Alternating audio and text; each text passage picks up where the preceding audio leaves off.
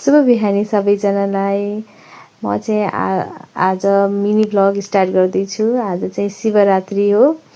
शिवरात्रिमा चाहिँ हामी तयारी भएर भगवानको पूजा अर्चना गर्दैछु। मैले चाहिँ घरमै पूजा अर्चना गरेर आमाले र छोरीले गरेर सकाउनु भयो। अब चाहिँ हामी जाँदैछौँ मोक्षधाम। हाम्रो घरको नजिकै रहेको शिवको मन्दिर धेरै राम्रो तीर्थस्थल छ। त्यहाँ चाहिँ 108 भन्दा 365 समथिङ कति चाहिँ शिवलिङ्ग छ। अनि त्यहाँ चाहिँ एकदम राम्रो जान सानो सर्ट रमाइलो छ त्यहाँ चाहिँ। अनि हामी चाहिँ अब अटोमा चढेर जाँदैछौँ। मेरो छोरी, आमा, ससुआमा, सानी पुन्टी छोरी, हामी सबै जाँदैछौँ। मोक्षधाममा चाहिँ कति भिड आज चाहिँ, माइ गड कति भिड छ। भिडमा चाहिँ एकछिन भगवानलाई पाउन त एकछिन कष्ट गर्नै पर्यो भनेर हामी चाहिँ लाइनमा लाग्यौँ। पछि चाहिँ बच्चा भएको भएर म चाहिँ लाइन लाग्दिनँ र भगवानलाई दर्शन गरेँ, पूजा अर्चना गरेँ। यहाँ चाहिँ जल चढाउँदैछु। आज चाहिँ हामी छोरीले पनि व्रत बस्छु मम्मु भनेर भगवानको व्रत बसिछिन्, जल चढाउँदैछिन्। अनि सानोले भगवानको, मेरो छोरीले पनि मम्मीले जस्तै भगवानमा आस्था राख्छिन्।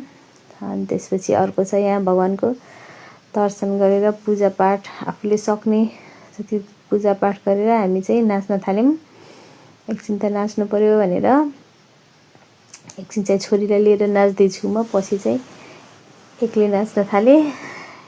सबैजना भक्तजनहरू चाहिँ सबैजना नाच्दै हुनुहुन्थ्यो। आज चाहिँ सबैजना व्रत हुन्छ। व्रत गरे पनि भगवानको नाम भनेपछि चाहिँ सबैजनालाई नाच्न इनर्जी आइहाल्छ।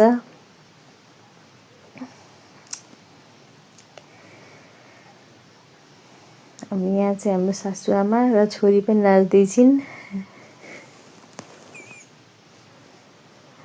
हामी सानी पुन्टी छोरी।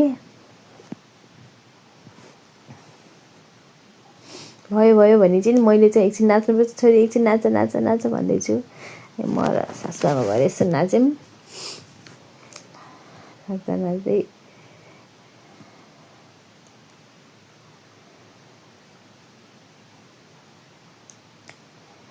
नाच्दै चाहिँ त्यहाँ एकजनालाई चाहिँ माता भजन लाएछ। अनि त्यसपछि सबैजना नाच्दै दुईजना चाहिँ एकजनालाई पहिला भजन लायो। अनि पछि चाहिँ फेरि अर्को एकजनालाई पनि भजन लाएर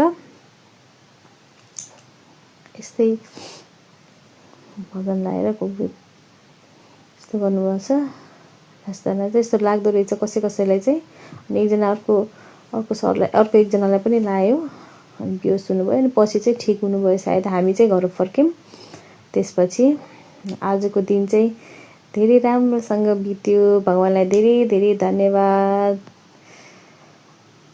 अनि अब हामी चाहिँ घर फर्किन्छौँ। ल घर फर्किँदैछौँ। Thank you for watching.